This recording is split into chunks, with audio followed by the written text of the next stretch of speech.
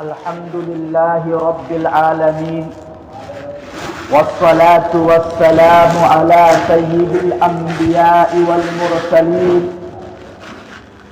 سيدنا وحبيبنا حبيب رب العالمين أما بعد فقد قال الله تبارك وتعالى في القرآن المجيد والفرقان الحميد أعوذ بالله من الشيطان الرجيم بسم الله الرحمن الرحيم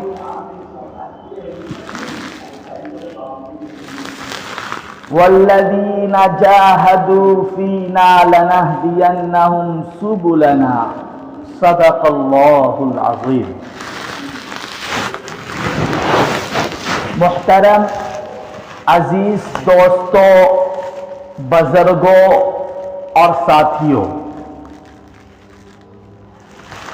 اللہ تبارک و تعالی نے اس دنیا میں انسان کو پیدا کر کے بھیج دیا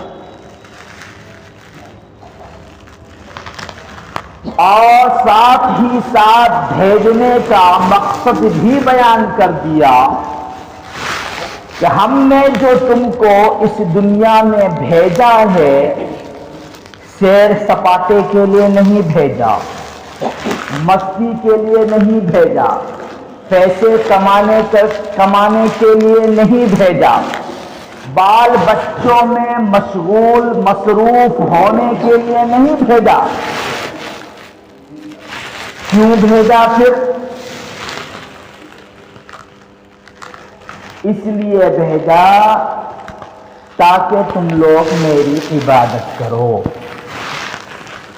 اس لیے بھیجا تاکہ میں دیکھ سکوں کہ میرا کون سا بندہ نیک ہے اور کون سا بندہ برا ہے، اس لیے بھیجا تاکہ میں یہ دیکھ سکوں کہ میرا کون سا بندہ مجھ کو اور میرے حکم کو اپنی خواہشات پر ترجیح دیتا ہے، اپنے خواہشات کے مقابلے میں پورا کرتا ہے، اسی لیے کہا جاتا ہے کہ انسان ازلی نہیں ہے، یعنی ہمیشہ سے نہیں ہے، ہمیشہ سے رہنے والی ذات صرف اللہ کی ہے، انسان ہمیشہ سے نہیں ہے لیکن ابدی ضرور ہے، ہمیشہ رہنے والا ضرور ہے، ہمیشہ سے ہے نہیں مگر ہمیشہ رہے گا ضرور۔ نہ تھا کچھ تو خدا تھا، نہ ہوتا کچھ تو خدا ہوتا، تو گویا مجھ کو ہونے میں نہ ہوتا میں تو کیا ہوتا، کچھ نہیں ہے۔ اگر نہیں ہوتا تو ٹھیک تھا، لیکن اب انسان پیدا ہو گیا ہے تو اب اس کی ذمہ داری بڑھ جاتی ہے، کیونکہ اب وہ ختم نہیں ہو سکتا۔ یہ جو دنیا کی زندگی ہے، یہ جو ہماری باڈی ہمیں ہاتھ پاؤں ملے ہوئے ہیں، یہ اس دنیا میں سروائیو کرنے کے لیے ہے، اس دنیا میں گزارا کرنے کے لیے ہے، اس کا نام انسان نہیں ہے، اس ہاتھ پاؤں کا نام انسان نہیں ہے، انسان نام ہے روح کا، اس آتما کا جو اس روح کے اندر، اس کے اندر میموری فکس کرتا ہے، اس میموری کا نام، اس چپ کا نام انسان ہے، وہ کبھی ختم نہیں ہونے والا۔ یہ باڈی مٹی سے بنائی گئی ہے اس دنیا میں رہنے کے لیے، اور اسی دنیا میں یہ باڈی رہ جائے گی، ختم ہو جائے گی، ملیا میٹ ہو جائے گی، یہ جسم اس کی کوئی حیثیت نہیں ہے، یہ صرف اس دنیا میں سروائیو کرنے کے لیے، گزارا کرنے کے لیے ہمیں دی گئی ہے۔ ہم جب کسی میت میں جاتے ہیں تو ہمیں غور کرنا چاہیے. جیسے ہی انسان مرتا ہے، اب کوئی اس کو ماں باپ نہیں بولتا، بیٹا ہے وہ نہیں بولتا میرے ابا سوئے ہوئے ہیں، وہ کہتا ہے ابا کی لاش ہے. کیا بولتا ہے؟ ابا کی لاش ہے. جی پوسٹ مارٹم کے لیے لے کے جانا ہے تو ڈاکٹر یہ نہیں بولتا تمہارے ابا کو بھیج کے پوسٹ مارٹم کرنا ہے، بلکہ ڈاکٹر یوں کہتا ہے باڈی لے آؤ، باڈی لے آؤ. نام چینج ہو گیا. کیوں؟ وہ انسان ہے ہی نہیں، یہ خون، یہ ہڈی، یہ گوشت، وہ انسان نہیں ہے، یہ باڈی ہے جو اس دنیا میں سروائیو کرنے کے لیے ہے. انسان وہ روح ہے جو ہمارے اندر ہے، وہ کبھی نہیں مرتا. اس دنیا میں اللہ نے بھیجا امتحان کے لیے، آزمائش کے لیے، پریچھا لینے کے لیے اس دنیا میں بھیجا ہے، ایگزام لینے کے لیے بھیجا ہے، اور پھر جب وقت پورا ہوگا اس دنیا سے اٹھا کر کے ہمیشہ ہمیشہ کی دنیا میں بھیج دیا. اسی وجہ سے کہا گیا سورہ یاسین کے اندر کہ یہ ہاتھ، یہ پاؤں، یہ سب خود اپنے انسان کے خلاف گواہی دیں گے کل قیامت کے روز. آج ہم اپنا ہاتھ سمجھ کر کے اس ہاتھ سے جو گناہ کر رہے ہیں، اپنی زبان سوچ کر کے جو اس زبان سے ہم گناہ کر رہے ہیں، اور اپنا پاؤں سمجھ کر کے اس پاؤں کو جو غلط جگہ پر لے کے جا رہے ہیں، یہ سب ویپن ہے. کیا ہے؟ یہ ویپن ہے، ثبوت ہیں ہمارے خلاف. اللہ کے پاس میں ثبوت ہیں، گواہ ہیں. یہ ایوری تھنگ ہمارا ریکارڈ کر رہا ہے. اس ہاتھ کے اندر یہ صلاحیت ہے کہ جو کچھ یہ کرے اس کو ریکارڈ کر لے. اس زبان کے اندر یہ صلاحیت ہے، اللہ نے کر دی ہے کہ جو کچھ اس سے بولے گا سب ریکارڈ. پاؤں جہاں جہاں جائے گا سب ریکارڈ میں رہے گا، اور وہ سب وہاں پر ہمارے خلاف اللہ کے پاس ثبوت ہے. یہ باڈی ہماری نہیں ہے، یہ تو اللہ کی امانت ہے جو ہمیں دی گئی ہے. ہرگز یہ ہماری نہیں ہے، یہ سروائیو کرنے کی چیز ہے. اپنے آپ کو ایک روبوٹ کی جگہ رکھ کے دیکھیں. ایک روبوٹ ہے، اس کے چپ ڈال دیتے ہیں تو جان آ جاتی ہے، بولنا شروع کر دیتا ہے. جو ہم آرڈر دیتے ہیں وہ اس آرڈر کو فالو کرنا شروع کر دیتا ہے، اور جب وہ آرڈر فالو نہیں کرتا صحیح سے اور اپنے بنانے والے کے خلاف چلنا شروع ہو جاتا ہے تو اسے ڈسٹروائے کر دیا جاتا ہے، برباد کر دیا جاتا ہے. بالکل ایسے ہی ہم روبوٹ ہیں. یہ باڈی ہماری حقیقی باڈی نہیں ہے، اس کے اندر اللہ نے آتما، ہماری روح، ہمارے چپ کو ڈال رکھا ہے. وہ اصل ہے، وہ ہمیشہ برقرار ہے. اتنی بات سمجھ میں آئی؟ یہ جو دنیا ہے، یہ دنیا کے اندر جو ہم ہیں، نہ یہ دنیا اصلی ہے ہمیشہ رہنے والی ہے، اور نہ ہم اصلی ہیں یہ باڈی ہے ہمارے لیے ہمیشہ رہنے والی ہے، بلکہ اس کے اندر میں جو آتما ہے، جو روح ہے، یہ ہمیشہ رہنے والی ہے. ازلی تو نہیں ہے، ہمیشہ سے ہے تو نہیں، لیکن ہمیشہ رہے گی. زیادہ مصیبتیں آتی ہیں تو غیر مسلم کیا کرتے ہیں؟ پھندا لے کے جان لے لیتے ہیں. کیوں؟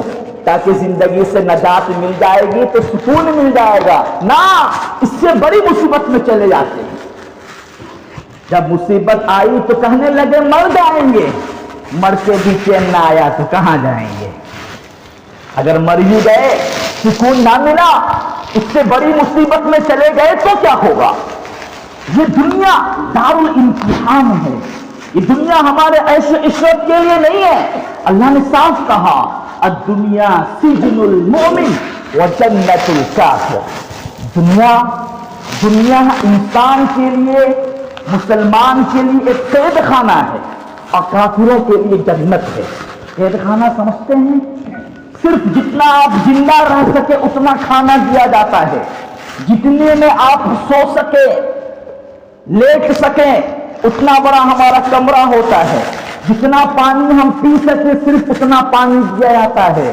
اللہ کے رسول نے جملے میں بڑی بات کہہ دی، کہا دنیا انسان مسلمانوں کے لیے قید خانہ ہے، یہاں اتنا ہی آدمی رہے جتنا کہ ضرورت ہے، اس سے زیادہ نہ رہے، اس سے زیادہ پاپ پھیلانے کی ضرورت نہیں ہے۔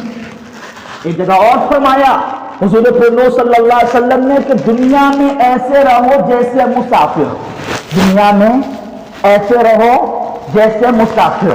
ابھی یہاں سے مجھے اپنے گھر جانا ہوتا ہے بہار، ارریا بہار، تو میں ایک بیگ میں سامان ڈالتا ہوں اور ٹرین کا صرف ایک بوگی ریزرو کرواتا ہوں۔ ایسا تو نہیں ہوتا ہے نا کہ پورا ٹرین ریزرو کروا دیا، نہیں نا، ایسا تو نہیں ہوتا ہے پورا ڈبہ ریزرو کروا دیا، نہیں، صرف ایک سیٹ ریزرو کرواتا ہوں، ریزرویشن کرواتا ہوں۔ کیوں؟ اتنی ہی ضرورت ہے۔ پھر جب وہاں جاتا ہوں تو بیگ سے سامان اتنا ہی نکالتا ہوں جتنی ضرورت ہے۔ سارا سامان لے کر لٹکانا شروع نہیں کر دیتا ہوں، چارجر رہا، یہ ہمارا انا رہا، یہ ہمارا کپڑا رہا، نہیں، جتنی ضرورت ہے اتنا ہی سامان نکالتے ہیں ہم۔ کیا مطلب ہوا؟ مسافر اس دنیا میں ضرورت کے بقدر رہتا ہے، ضرورت کے بقدر سامان استعمال کرتا ہے، زیادہ سامان باہر نہیں نکالتا۔ چپل بھی نکالتا ہے تو سنبھال کر رکھتا ہے کہیں کوئی چوری نہ کر لے۔ تو اللہ کے نبی فرماتے کہ یہ دنیا انسان کے لیے، دنیا میں ایسے رہو جیسے کہ ایک مسافر رہتا ہے، یعنی بس آئے اور چلے گئے۔ آج آنکھ بند کیجیے، اپنی زندگی کو دیکھیے کہ ہم پیدا ہوئے تھے، آج ہماری عمر 30 سال ہے، آج ہماری عمر 60 سال ہے، ایسا لگتا ہے جیسے ابھی پیدا ہوئے، ابھی 7 سال کے ہو گئے، ابھی 30 سال کے ہو گئے۔ آگے کی زندگی کتنی ہوگی؟ بہت، اگر 30 سال عمر ہے تو 30 سال ہوگی، پتہ نہیں ہے۔ 50 عام طور پر آج کل لوگ 70-80 میں چلے جا رہے ہیں۔ آنکھ بند کر کے ذرا دیکھیے ہماری عمر باقی کتنی رہ گئی، تھوڑی سی باقی رہ گئی، تھوڑی سی عمر باقی رہ گئی ہے۔ یہی ہے مسافر خانہ، بار بار ٹائم دیکھتے رہتے ہیں، اسٹیشن آنے والا ہے، اب ہمیں اترنا ہے۔ ارے مسافر نہیں ہوتا ہے، بار بار ٹائم دیکھتے رہتے ہیں، ہاں ہمیں اترنا ہے، ہمیں اترنا ہے۔ کیوں؟ اگر نہیں اترے تو پریشانی شروع ہو جائے گی۔ اسٹیشن ہمارا آنے والا ہے، ہمیشہ ٹائم دیکھتے رہنا چاہیے کہ آج ہماری عمر گزر گئی، 30 سال کے ہم ہو گئے، آگے پتہ نہیں کتنے سال، بہت تو 20 سال جیئیں گے، 30 سال جیئیں گے، 40 سال جیئیں گے، پھر مرنا ہے، پھر آخر اتر کر اپنی حقیقی دنیا میں جانا ہے۔ تو اصل تیاری ہمیں وہاں کی کرنی ہے۔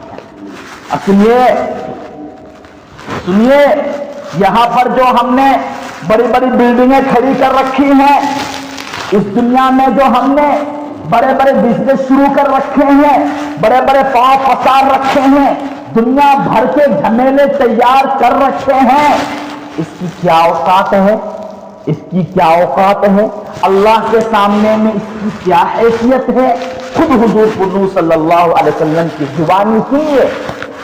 آقا مدنی صلی اللہ علیہ وسلم اپنے صحابہ کے ساتھ راستے پر چل رہے ہیں، آپ آگے ہیں، سارے صحابہ پیچھے آپ کے ساتھ ساتھ چل رہے، ابو بکر بھی ہے، عمر بھی، عثمان بھی، حذیفہ ابن یمان بھی ہے، بڑے بڑے صحابہ چل رہے ہیں۔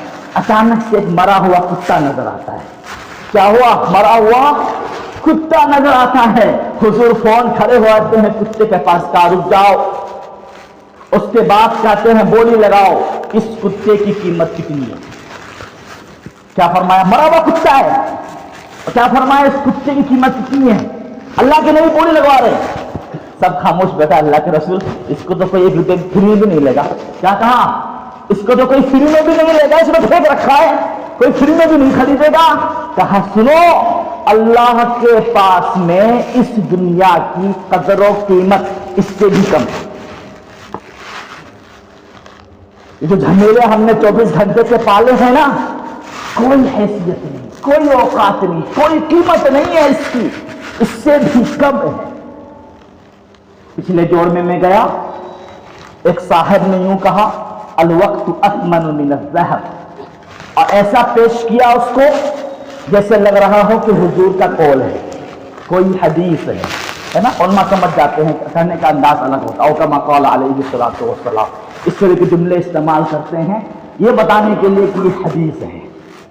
فوراً میں نے پکڑ لیا، بغل میں مفتی صاحب بیٹھے تھے، مفتی علیم صاحب تھے غالباً میرے بغل میں نے فوراً کہا کہ بعد میں ان سے کہہ دیجیے گا یہ حدیث نہیں ہے، اگر حدیث ہے کسی کتاب میں مجھے لا کر دکھا دے۔ جو لوگ حدیث پڑھاتے ہیں نا، جو لوگ حدیث کے جو استاد ہوتے ہیں نا، وہ حدیث کے جملہ دیکھ کر سمجھ جاتے ہیں کہ یہ حدیث نہیں ہو سکتی۔ میرے پاس کوئی دلیل نہیں تھی اس وقت، وہ تو بعد میں نے اور ریسرچ کیا تو پتہ چلا واقعی وہ حدیث نہیں ہے، لیکن میں نے پکڑا کیوں اس کو؟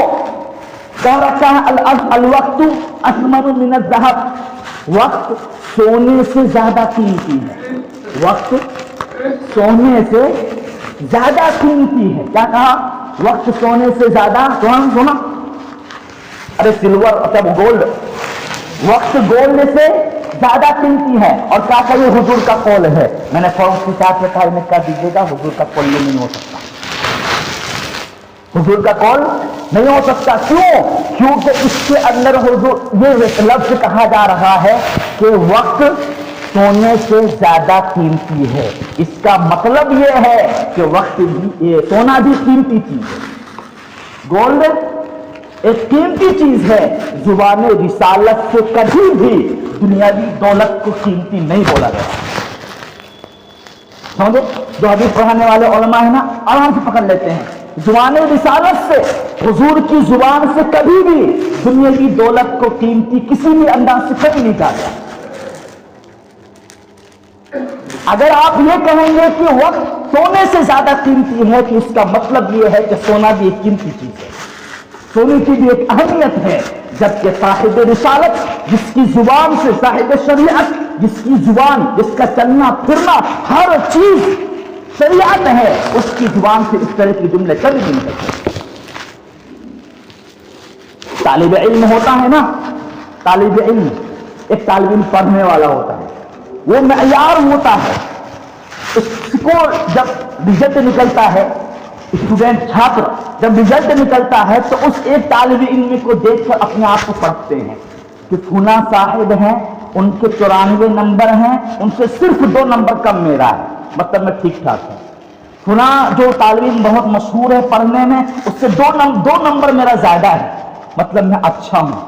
سمجھ میں آ رہی بات؟ تو جو جس سے معیار بنایا جاتا ہے اس کی بھی اپنی وقت ہوتی ہے، جبکہ سونے اور چاندی کی بھی وقت نہیں۔ حضور نے وقت کی قدر بتلائی ہے، طریقہ کیا ہے سنیے۔ 3 چیزوں کو 3 چیزوں سے پہلے غنیمت جانو۔ کیا کہا حضور نے؟ 3 چیزوں کو 3 چیزوں سے پہلے غنیمت جانو۔ جوانی کو بڑھاپے سے پہلے، صحت مندی اور تندرستی کو بیماری سے پہلے، اور فراغت کو، فراغت یعنی ابھی جو خالی پیل بیٹھے ہوئے کوئی کام نہیں ہے، مصروفیت سے پہلے، اس سے پہلے کہ کوئی کام آپ کو آ جائے، جو وقت ملا ہے آپ کو اس کو غنیمت سمجھیے۔ اس سے پہلے کہ آپ بوڑھے ہو جائیں، کھڑے ہونے کی ہمت نہ ہو سکے، اللہ کی عبادت کرنے کی ہمت نہ ہو سکے، جوانی کے وقت کو کام میں لائیں۔ حضور نے یہ وقت کی قدر ہے، وقت کی قدر حضور نے کس طریقے سے دلوائی ہے، سونے اور چاندی سے موازنہ نہیں کروایا۔ سمجھ میں آ رہی بات؟ تو حضور کی نگاہ میں، شریعت کی نگاہ میں، اللہ کی نگاہ میں اس دنیا کی قیمت اس کتے سے بھی کم ہے جس کی کوئی قیمت ہی نہیں۔ اور اس دنیا کی حیثیت کیا ہے، یہ دنیا کا چلن کیسا ہے؟ ایک حدیث آتی ہے حدیث علیہ السلام سے متعلق، حدیث کیونکہ تھوڑی ضعیف ہے مگر اسے بیان کر دیتا ہوں فضیلت کے لیے، اس لیے بیان کرنے میں کوئی مدافع نہیں۔ کیا ہے کہ ایک مرتبہ عیسیٰ علیہ السلام نے دیکھا کہ ایک گائے آ رہی ہے، ایک گائے آ رہی ہے اور گائے کا سر کچلا ہوا ہے اور پونچھ کھچی ہوئی، پونچھ نہیں ہے، سر کچلا ہوا ہے اور پونچھ نہیں ہے۔ تو کہا یہ معمولی گائے نہیں لگ رہی، فوراً اس کے پاس گئے اور پوچھا کون ہو؟ کہا حضور میں دنیا ہوں، میں دنیا ہوں۔ کہا سر پھٹا ہوا کیوں ہے؟ اب پونچھ ٹوٹا ہوا کھینچا ہوا کیوں ہے؟ کہا اصل میں دنیا والے میری پوچھ پکڑ پکڑ کے مجھے کھینچتے رہتے ہیں اور میں اس کے پاس سے بھاگتی رہتی ہوں، اسی کا نتیجہ ہے کہ پوچھ نکل گیا، زندگی ختم ہو گئی کھینچنے والوں کی، لیکن اسے صرف پوچھ ہاتھ آتا ہے اور کچھ ہاتھ آنے والا نہیں۔ اور سر پھٹا ہوا کیوں ہے؟ جو اللہ والے ہیں، جو آخرت کی فکر میں لگے رہتے ہیں، جو اپنے آپ کو آخرت کے کام میں لگائے رہتے ہیں، اللہ کے حکم کی پابندی میں لگائے رہتے ہیں، میں اس کے پاس بار بار جاتی ہوں اور وہ میرے سر کو مار مار کے مجھے بھگاتے بھگ یہاں سے، لیکن میرا سر پھٹ جاتا ہے لیکن میں اس کے پاس سے ہٹتی نہیں ہوں۔ یہ دنیا کی حیثیت، اس دنیا کی کوئی اوقات نہیں، نہ یہ جو باڈی ہمارے پاس ہے یہ ہماری نہیں ہے، اس کی بھی کوئی اوقات نہیں ہے، اس کے اندر جو جسم ہے، جو روح ہے جسم کے اندر میں، اس کی حیثیت ہے، وہ ہمیشہ باقی رہنے والی ہے۔ اچھا، دنیا کے مقابلے میں کیا ہے؟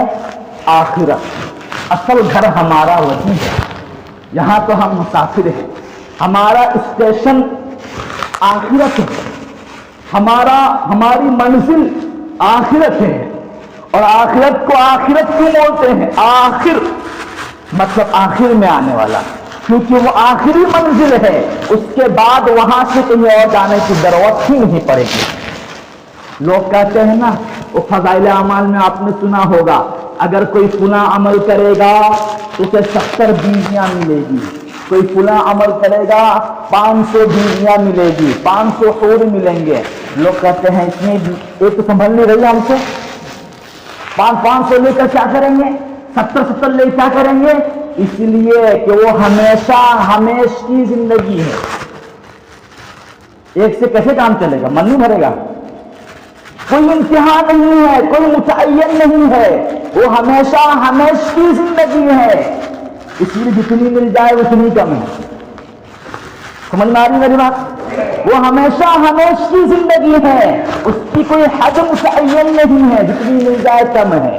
میں کہنا کیا چاہ رہا ہوں، دنیا فنا ہونے والی ہے لیکن آخرت کبھی فنا نہیں ہوگی، آخرت کی کوئی چیز کبھی ختم نہیں ہونے والی ہے۔ میں ہاں بھی ثابت کرتا ہوں، حضور نور صلی اللہ علیہ وسلم نے فرمایا، جنت میں کسی جنتی کو خواہش ہوگی کہ وہ مرغا کھائے۔ کیا کھائے؟ مرغا کھائے۔ فوراً ہی مرغا اپنے آپ چلتا ہوا آئے گا، خود بخود کٹے گا، فرائی ہوگا، سامنے پیش ہوگا۔ جنتی اسے سکون سے کھینچ کر کھائے گا، ہڈیاں پھینکے گا، فوراً ہی ساری ہڈیاں ایک دوسرے سے جڑ جائیں گی، پھر اس میں گوشت آ جائے گا، پر آئے گا، وہ پرندہ وہ مرغا جہاں سے آیا تھا وہاں واپس چلا جائے گا۔ کیوں؟ اس لیے کہ آخرت کی چیز میں فنا نہیں ہے، آخرت میں کی کوئی چیز ختم نہیں ہوتی، آخرت کی کوئی چیز ختم نہیں ہو سکتی۔ حضور اقدس صلی اللہ علیہ وسلم نماز پڑھ رہے، خسوف کی نماز، چاند گرہن کی نماز پڑھ رہے، خسوف کی نماز حضور ادا کر رہے۔ یوں کیا، یوں ایسے ہاتھ بڑھائے، یوں کر کے ہاتھ بڑھائے، پھر ہاتھ پیچھے کر لیا، پھر تھوڑا سا یوں کر کے ہاتھ بڑھایا، نماز میں یوں کر کے ہاتھ بڑھایا، پھر پیچھے کر لیا۔ نماز کے بعد صحابہ نے پوچھا، حضور آج آپ نے وہ عمل کیا جو اس سے پہلے کسی نے نہیں، اس سے پہلے آپ نے نہیں کیا تھا، کچھ نیا تھا، کیا ہوا تھا؟ کہا کہ اصل میں جب میں نماز پڑھ رہا تھا تو میں نے جنت میں دیکھا، میرے سامنے جنت کا دروازہ کھول دیا گیا اور جنت میں سے اتنا قریب تھا کہ جنت کا ایک انگور کا گچھا بالکل میرے قریب تھا۔ میرے دل میں خیال آیا کہ تمہارے لیے توڑ لوں، میں جو ہی توڑنے کے لیے گیا وہ دروازہ بند ہو گیا، جو ہی توڑنے کے لیے گیا دروازہ بند ہو گیا۔ آخری جملہ حضور فرماتے ہیں کہ اگر میں اسے توڑ کر رکھ لیتا تو قیامت کی صبح تک میری امت اسے کھاتی رہتی۔ کیوں؟ اس لیے کہ وہ جنت آخرت کا انگور ہے اور آخرت کی چیز کبھی ختم نہیں ہونے والی۔ आखिरत की चीज कभी खत्म नहीं होने वाली। समझ में आई मेरी बात? आखिरत की चीज असल आखिरत है। दुनिया फना होने वाली है, दुनिया खत्म होने वाली है, और ना हम खत्म होंगे। ये बॉडी है ना हमारी, तो सबूत है अल्लाह का, तो रिकॉर्ड रखा है। कैमरा एनी टाइम हम कैमरे में जिंदगी गुजार रहे हैं, हमें पता ही नहीं। आप जरा तस्वीर कीजिए, हर वक्त एक कैमरा सर पे लगा हो तो हमारी जिंदगी कैसी होगी, है ना? संभल संभल कर हम रहेंगे, उठेंगे संभल कर, लेटेंगे संभल कर, बिल्कुल ऐसे एनी टाइम हम कैमरे में हैं, हमारा जिस्म हमारे खिलाफ रिकॉर्ड कर रहा है। अब सोचिए क्या तस्वीर होने वाला है, हमारा क्या हाल होने वाला है। दुनिया खत्म होने वाली है, हमारा जिस्म भी खत्म होने वाला है, लेकिन हमारा घर आखिरत वो कभी खत्म होने वाला नहीं है। तो असल तैयारी हमारी कहां के लिए होगी? आखिरत के लिए होगी। असल तैयारी हमारी मंजिल कौन है? आखिरत है। अब इसकी तैयारी क्या है? तकवा इख्तियार कीजिए। क्या है? तकवा इख्तियार कीजिए। ठीक है, एक लफ्ज में काम खल्लास। आखिरत की तैयारी करनी है, उसके लिए कहते हैं नमाज पढ़ें, अल्लाह के हुक्म को माने, अल्लाह के नबी के तरीकों पर चलें। एक लफ्ज खल्लास, तकवा इख्तियार कीजिए। सवाल, तकवा क्या है? तकवा क्या है? कुरान मजीद के अंदर जगह जगह जगह जगह जगह जगह तकवा का लफ्ज इस्तेमाल हुआ है। सबसे पहले ही दालिकल किताब, ये किताब है, किसके लिए है? हुदल लिल मुत्तकीन, तकवा वालों के लिए हिदायत है। तकवा वालों के लिए क्या है? हिदायत है। शुरुआत यहीं से हो रही है, या अय्युहल्लज़ीना आमनुत्तकुल्लाह व कूनू मअस्सादिकीन, ऐ ईमान वालों तकवा इख्तियार करो और नेक लोगों के साथ रहो। आगे चलिए, या अय्युहल्लज़ीना आमनुत्तकुल्लाह हक़्क़ तुक़ातिह व ला तमूतुन्ना इल्ला व अंतुम मुस्लिमून, ऐ मुसलमान वालों तकवा इख्तियार किए बगैर मरना नहीं। तकवा इख्तियार करो और सुनो, इस हाल में मरना कि मुसलमान ही रहना, ईमान लेकर ही यहां से जाना, बगैर ईमान के ना मरना। तो इससे पता चल रहा है कि जिस तरीके से नमाज फर्ज है, रोजा फर्ज है, जिस तरीके से ज़कात फर्ज है, हज फर्ज है, ऐसे ही तकवा इख्तियार करना भी फर्ज है। तकवा इख्तियार करना भी फर्ज है। अब जहन हमारा सोच रहा है तकवा कहते किसे? व्हाट इज तकवा?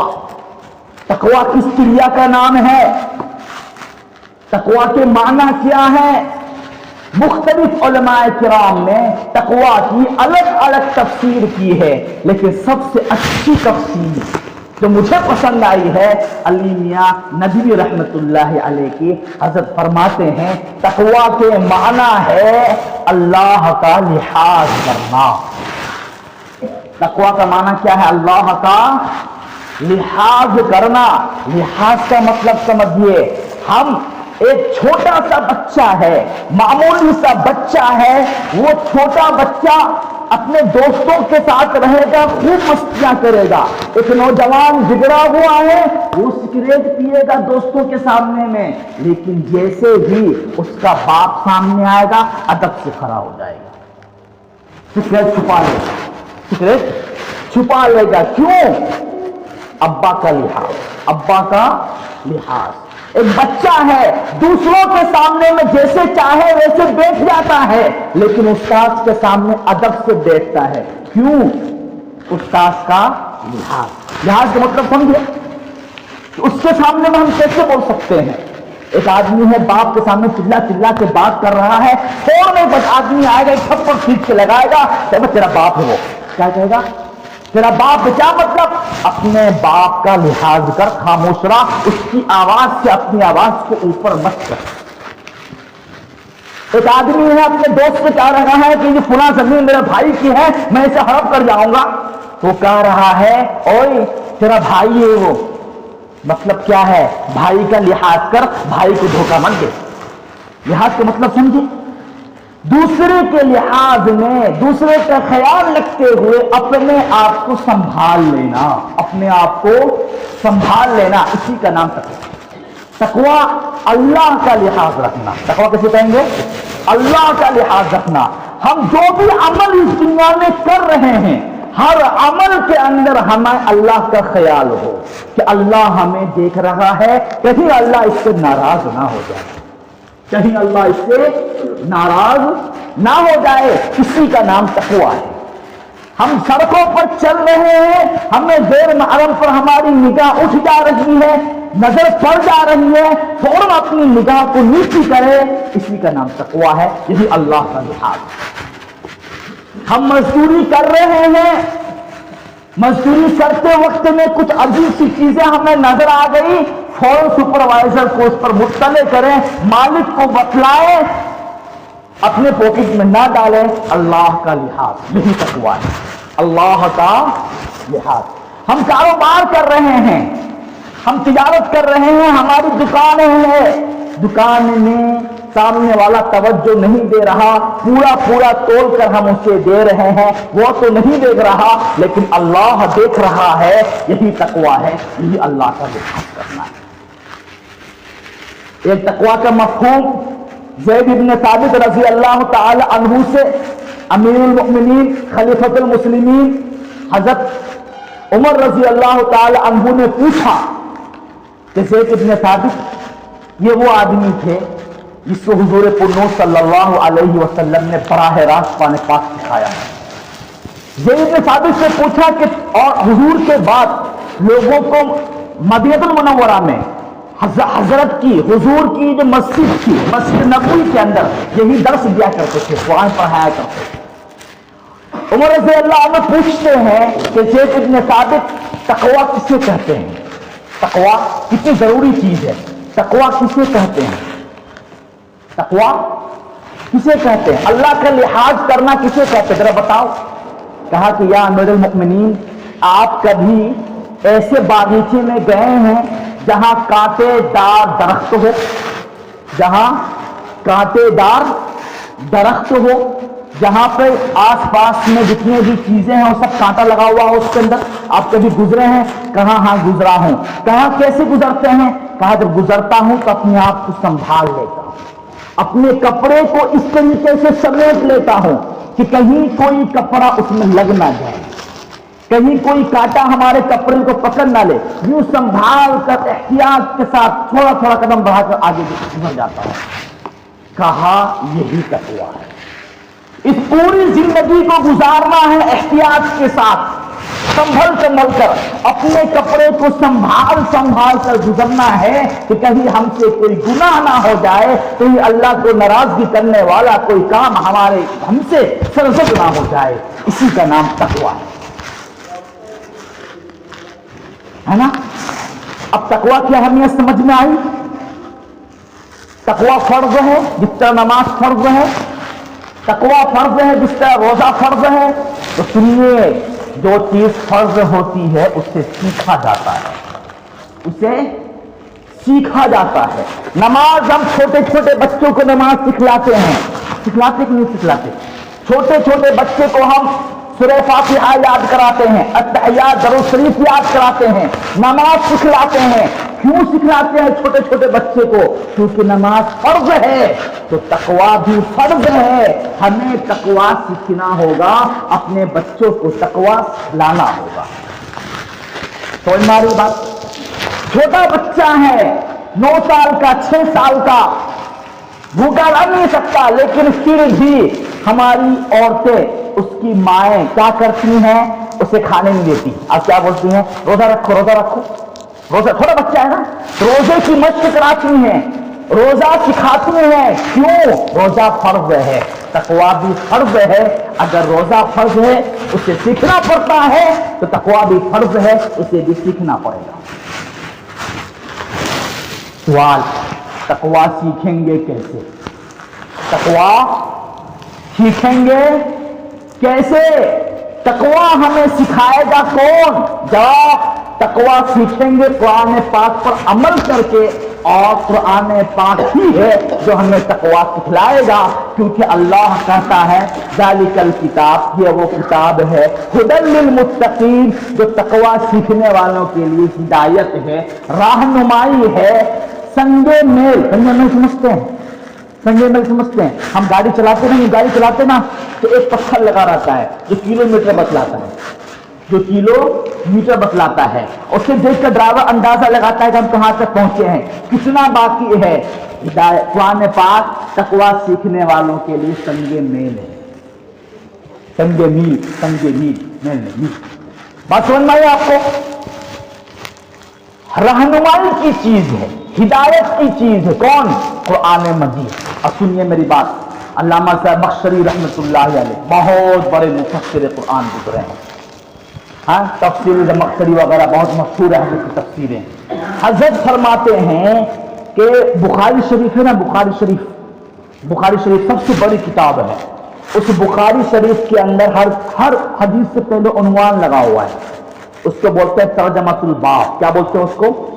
तर्जमातुल बाब। उन्वान लगा हुआ है, हेडिंग लगा हुआ है, हेडिंग हर एक के पीछे है ना। बाबू मन तरक सलात, बाबू मन सल्ला सलातन तय्यिबन, इस तरीके से फिर वो उन्वान लगा हुआ है। अल्लामा समशरी फरमाते हैं कि अगर पूरे कुरान मजीद को कोई उन्वान देना हो, कोई हेडिंग देनी हो, कोई तर्जमातुल बाब देना हो, जैसे कि बुखारी ने दी है हदीसों को, अगर कोई कुरान मजीद को हेडिंग देना चाहे, उन्वान देना चाहे, तो हेडिंग होगी हादा बयानुल लिन्नास। हादा, ये कौन पास क्या आयत है? हादा बयानुल लिन्नास, हादा बलागुल लिन्नास, ये एक पैगाम है लोगों के लिए। क्या हेडिंग होगी उसकी? हादा बलागुल लिन्नास, ये एक पैगाम है लोगों के लिए, ये एक बयान है, एक तफसीर है, ये एक बयान, हादा बयानुल लिन्नास, ये एक तफसीर है लोगों के लिए, लिन्नास लोगों के लिए, ये इसके हेडिंग है ना। बलाग तबलीग है ना, तबलीग से बना है बलाग, पैगाम। बलाग और बयान दोनों बाबे तफईल से, बाबे तफईल। आप नहीं समझेंगे, थोड़ा समझा रहा आसान करके, क्यों नहीं समझेंगे? हाँ जी समझ जाएंगे आप। बाबे तफईल है, बाबे तफईल का मतलब होता है किसी काम को बार बार किया जाए। अगर ये बतलाना हो ना कि काम बार बार होता है तो बाबे तफईल में लेकर आते हैं। इन्नल्लाहा व मलाइकतहु युसल्लूना अलन नबी, अल्लाह और फरिश्ते रसूल पर दरूद भेजते हैं। ये तर्जमा नहीं होगा, भेजते रहते हैं। कितना होगा? भेजा करते हैं, एक बार नहीं, बार बार बार बार बार बार। समझे? एक काम को बार बार करना बतलाना हो तो क्या बोलेंगे?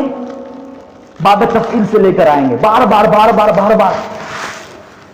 अल्लाह और उसके फरिश्ते रसूल पर पैगाम, रसूल पर दरूद भेजते रहते हैं, बार बार भेजते होते। ये तर्जुमा होगा, एक बार भेजते तर्जुमा नहीं होगा, बार बार भेजते। युसल्लूना अलन नबी, बार बार भेजते हैं, ये तर्जुमा करेंगे।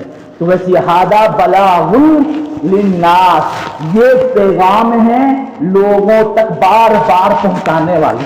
क्या समझ होगा इसका? क्या हेडिंग लगेगा इसका? हादा बलागुल लिन्नास। तो कुरान मजीद अल्लाह का एक पैगाम है जो लोगों पर बार बार बार बार बार बार भेज जाए। समझे? हेडिंग लग गया कुरान पाक का, तकवा सीख रहे हैं ना हमें, हेडिंग लग गया। सवाल तरीका क्या रहेगा? ये समझे आप?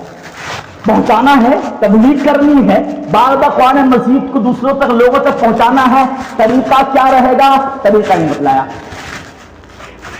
तरीका नहीं बतलाया, मुतअय्यन तरीका नहीं किया, मुतअय्यन करके नहीं दिया। वक्त और हालात के एतबार से जो मुनासिब लगे उसे किया। मन सलक तरीक़न, एक होता है ना मारिफा, खास चीज, खास तरीका, कोई खास तरीका नहीं, कोई भी तरीका बना लो। मन सलक तरीक़न, जो भी कोई भी तरीका इख्तियार कर लो। एक आदमी आया गैर मुक़ल्लिद मेरे पास में, हमें लगा तुम 3 दिन जाते हो, 4 महीने जाते हो, 40 दिन जाते हो। हुजूर के ज़माने में तो ऐसा कुछ नहीं था। क्या था? 3 दिन की जमात निकलती नहीं थी, वहाँ तो निकलते थे जिहाद के लिए, बिल्कुल हमेशा निकलते थे। तो वक्त मुतय्यन होता नहीं था, तो तुम मुतय्यन करके आते हो ہے نا. میں نے کہا من سلکت طریق الف لام لے کے آ جاؤ, الف لام لے کے آ جاؤ, تب مجھے اعتراض کرنا. کوئی خاص طریقہ متعین نہیں, طریقاً جو اختیار لگے تم کو, جو مناسب طریقہ لگے, دل بیٹھ کر کے 10 لوگ 20 لوگ بیٹھ کر کے طے کر لو اور اس کے حساب سے چلے. من سلکت طریقاً عام چھوڑ دیا گیا. پھر کیا ہوا, تقویٰ سیکھنے ہی کے لیے مولانا الیاس کاندھلوی رحمت اللہ علیہ نے اس پوری جماعت کو مرتب کیا. ایک طریقہ جو صحابہ کی زندگی میں, حضور کی زندگی میں تھا, ان سب کو سامنے رکھ کر کے ایک طریقہ, ایک نصاب مقرر کیا, ایک طریقہ متعین کیا, اور متعین کر کے مہر نہیں لگایا. علماء دیوبند کے پاس بار بار گئے, اکابرین دیوبند کے پاس, اشرف علی تھانوی رحمت اللہ علیہ کے پاس, مولانا شاہ ابراء الحق صاحب رحمت اللہ علیہ کے پاس, اس وقت کے جو بڑے بڑے اکابر تھے ان کے پاس گئے, ان کو مطمئن کیا کہ جو طریقہ ہم نے نکالا ہے کہ 3 دن جانا ہے, 4 مہینے جانا ہے, یہ دیکھیے اس میں یہ فائدہ ہے, اس کے اس طریقے ثبوت ملتا ہے, ہر ایک کی دلیل ہے, یہ ہر ایک کی دلیل موجود ہے. بغیر دلیل کے اکابر علماء دیوبند نے اسے مرتب نہیں کیا. پوری جماعت کو تیار کر کے ہمارے حوالے کر دی اور یوں کہا اس طریقے پر چلو گے, اس ترتیب سے کام کرو گے, تقویٰ سیکھ جاؤ گے. سمجھ میں آئی بات؟ آ گئے موضوع پر. یہ جو ترتیب ہماری بنی ہوئی ہے 3 دن کی مہینے کی اور 4 مہینے کی اور 40 دن کی اور مقامی 5 کام, یہی وہ کام ہے, یہی وہ طریقہ ہے جس سے ہم جیسا عام انسان, آپ جیسا عام انسان آسانی کے طریقے سے تقویٰ کو سیکھ سکتا ہے. سمجھ میں بات؟ چلیے سب تیار ہیں اس کے لیے؟ تیار ہے. ارے اردو سمجھا کہ نہیں سمجھا؟ دھوم پکڑنا دھوم تک کی بولتے ہیں دھوم پکڑنے سب ایک ہوتی ہے دھوم تک کی بولے وائن پر نہیں